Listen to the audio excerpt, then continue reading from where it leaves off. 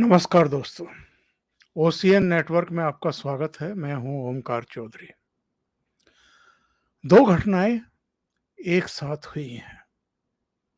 पहली घटना, भारतीय जनता पार्टी ने अब ऐसे टेलीविज़न चैनलों पर, समाचार चैनलों पर अपने प्रवक्ताओं को भेजना बंद कर दिया है, जहां भड़काऊ मुद्दों पर चर्चाएं आयोजित की जाती हैं या जहां पर इस तरह की डेलिबरेटली चर्चाएं आयोजित कराई जाती हैं, जिनमें एक दूसरे के सिर पर चढ़कर बोलने की एक बाध्यता हो जाए, पॉलिटिकल पार्टी की लीडरशिप की भी, उनके प्रवक्ताओं की भी। दूसरी घटना ये हुई है कि दिल्ली पुलिस ने करीब 30 लोगों के खिलाफ, 31 लोगों के खिलाफ मामला दर्ज किया है। और ये सारे ऐसे चेहरे हैं जो अपने भड़काऊ, उकसाऊ और नफ़रती बयानों के लिए जाने जाते हैं। इन पर गंभीर किस्म के आरोप हैं, धाराएँ भी वैसी ही लगी हैं। अब दिल्ली पुलिस इन सबको समन जारी करके पूछताछ के लिए, इनके बयान दर्ज करने के लिए तलब करने की तैयारी कर रही है। और पहली बार असदुद्दीन ओवैसी को भी अभियुक्त बनाया गया है, उन पर भी मुकदमा दर्ज किया गया है। और वो अकेले नहीं हैं जिन पर ये मुकदमे दर्ज हुए हैं। मैं आपको नाम पढ़ कर के बताऊं तो आपको अंदाजा हो जाएगा कि कौन-कौन ऐसे चेहरे हैं जो जानबूझ करके दो समुदायों में, समाज में, राष्ट्र में एक टकराव की स्थिति, एक तनाव की स्थिति, एक सामाजिक वैमनस्य स्थापित करने, नफ़रत फैलाने में भूमिका निभाते रहे हैं। शादाब चौहान, सबा नकवी, जो अपने को पत्रकार कहती हैं, हफीजुल हसन अंसारी, बिहारी लाल यादव, इलियास सरफुद्दीन, मौलाना मुफ्ती नदीम, बूंदी, राजस्थान। पिछले दिनों इनका एक वीडियो बड़ा वायरल हुआ है, जिसमें ये सिर कलम करने की और पता नहीं क्या-क्या बातें कर रहे थे और पूरी तरह बकवास कर रहे थे और वो चीज़ें फैलाई जा रही थी।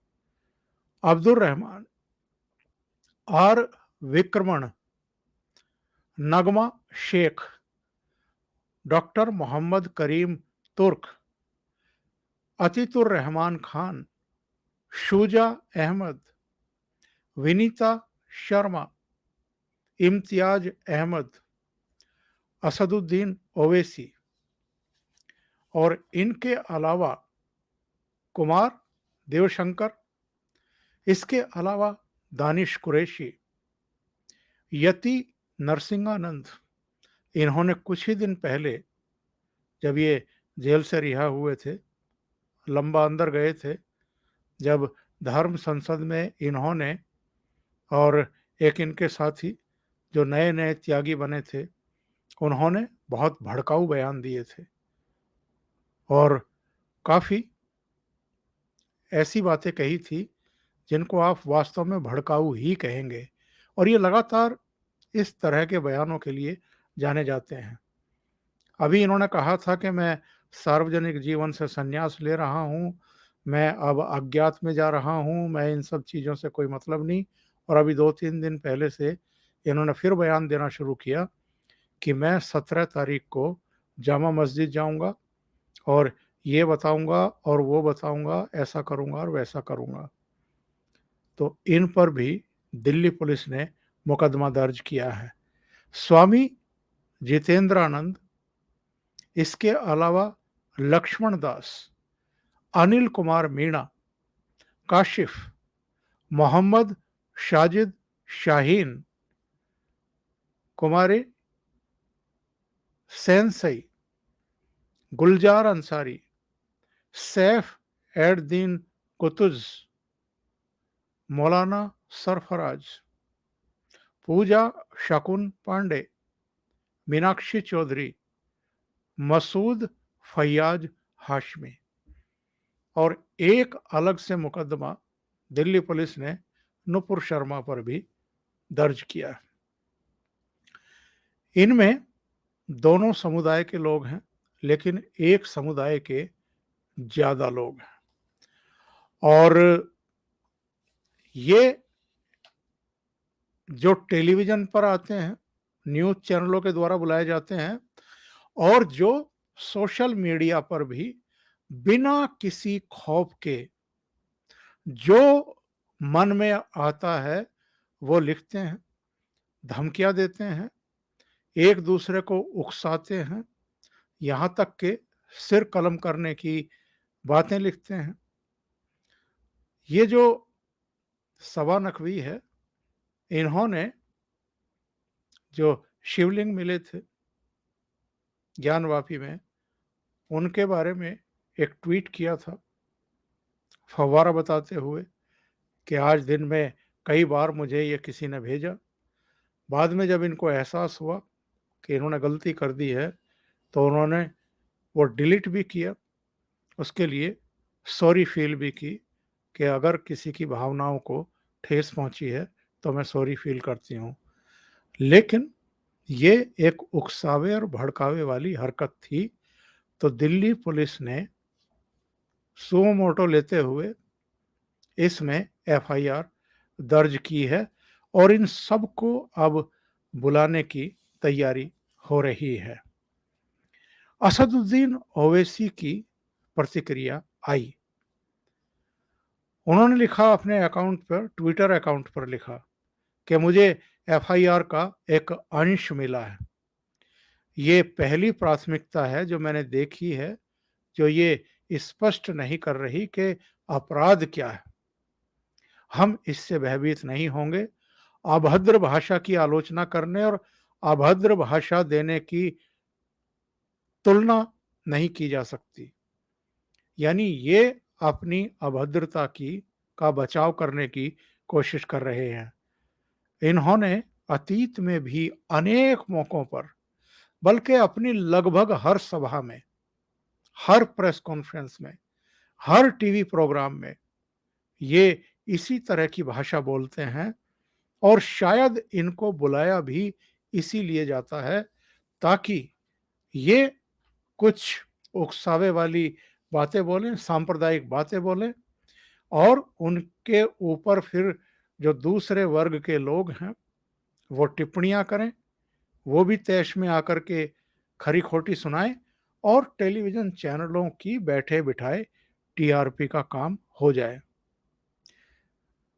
कितने सारे ऐसे चेहरे हैं जिनको अपनी टीआरपी का शॉर्टकट मान लिया है टेलीविजन चैनलों ने, चाहे असदुद्दीन ओवैसी हो, चाहे राकेश टिकैत हो, चाहे यति, चाहे आपके ये नए नए त्यागी जी हों।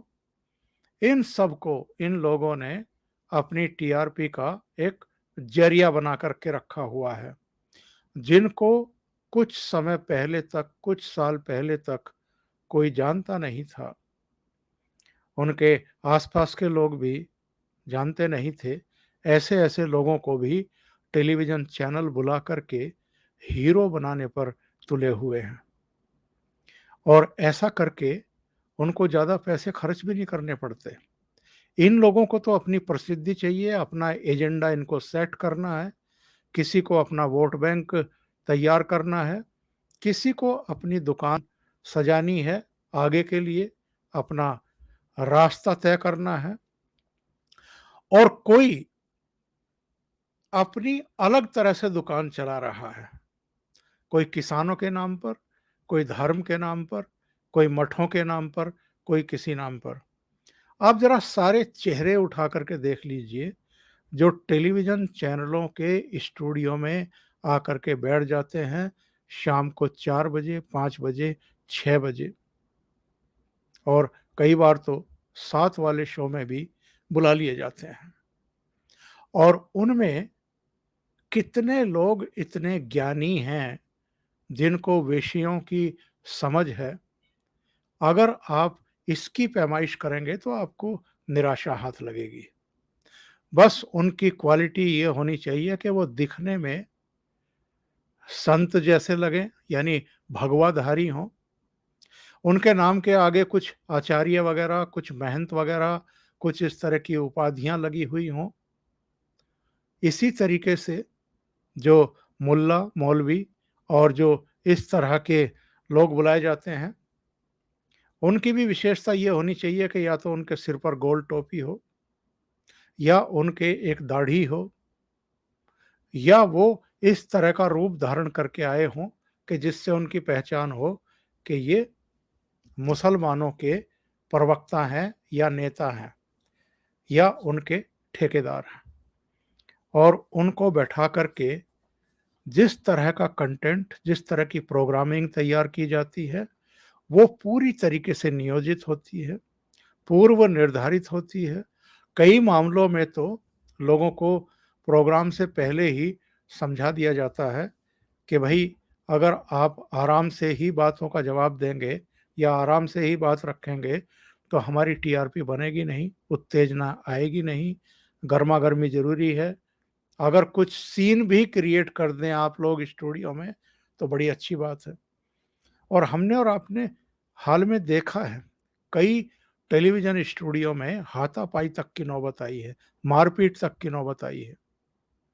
समाजवादी पार्टी के जो प्रवक्ता हैं भदौरिया और जो भारतीय जनता पार्टी के प्रवक्ता हैं, सुप्रीम कोर्ट के वकील गौरव भाटिया के बीच में हाथापाई हो गई थी एक टेलीविज़न स्टूडियो में।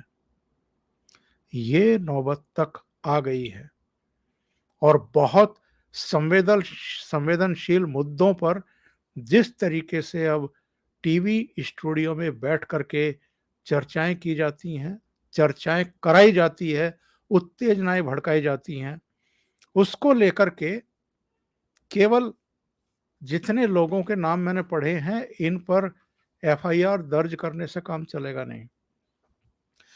जब तक टेलीविज़न चैनलों के एंकर्स को, जब तक जो उनके ओनर हैं, जो उनके संपादक हैं, उनको जवाबदेह नहीं बनाया जाएगा, तब तक टेलीविज़न पर ये ज़हरीली चर्चाएँ, नफ़रती चर्चाएँ बंद होने वाली नहीं हैं। ये ठीक है कि दिल्ली पुलिस ने कई टेलीविज़न पैनलिस्ट के खिलाफ भी नफ़रत फैलाने के आरोप में केस दर्ज किए हैं और असदुद्दीन ओवैसी के खिलाफ मेरे विचार से तो पहली बार इस तरह की सख्ती दिखाई गई है। लेकिन जब तक आप इस तरह के लोगों को अकाउंटेबल नहीं बनाएँगे, जो डेलिबरेटली जानबूझ करके नफ़रती ज़हर के बीज बो रहे हैं और जानबूझ करके एक वर्ग विशेष के लिए इस तरह की बातें करते हैं टेलीविज़न चैनलों पर बैठ कर के और पूरे समाज में तनाव पैदा करते हैं और इसके कितने गलत असर देश के भीतर भी और देश के बाहर भी जा रहे हैं, ये हमने हाल में देख लिया है। इसके पीछे उनका जो मकसद है, उनकी पार्टियों का जो मकसद है, वो भी अब किसी से छिपा हुआ नहीं है। तो ऐसे में अगर इनको अकाउंटेबल नहीं बनाया जाएगा, यानी टेलीविज़न चैनलों को, उनके मालिकों को, उनके संपादकों को, तब तक ये चीज़ें रुकने वाली नहीं हैं। कल मैं एक टाइम्स नाउ की बहस देख रहा था और उसमें 3 मुस्लिम चेहरे थे और 3 हिंदू चेहरे थे और उनके संपादक वो एंकरिंग कर रहे थे।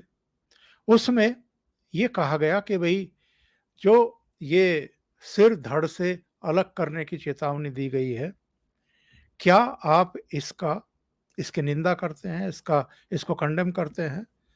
जो 3 मुस्लिम चेहरे थे, उन्होंने उसको कंडेम करने से इनकार कर दिया। फिर आप ऐसे लोगों को अपनी चर्चा में, अपने पैनल में शामिल क्यों करते हैं?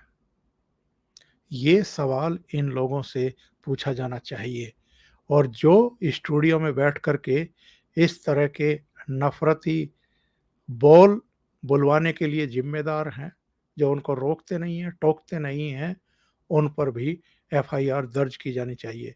एक बात तो साफ़ हो गई है, दिल्ली पुलिस ने अगर ये इनिशिएट किया है, यानी एफआईआर दर्ज करने का, तो ये गृह मंत्रालय के निर्देश पर ही, सलाह पर ही किया होगा।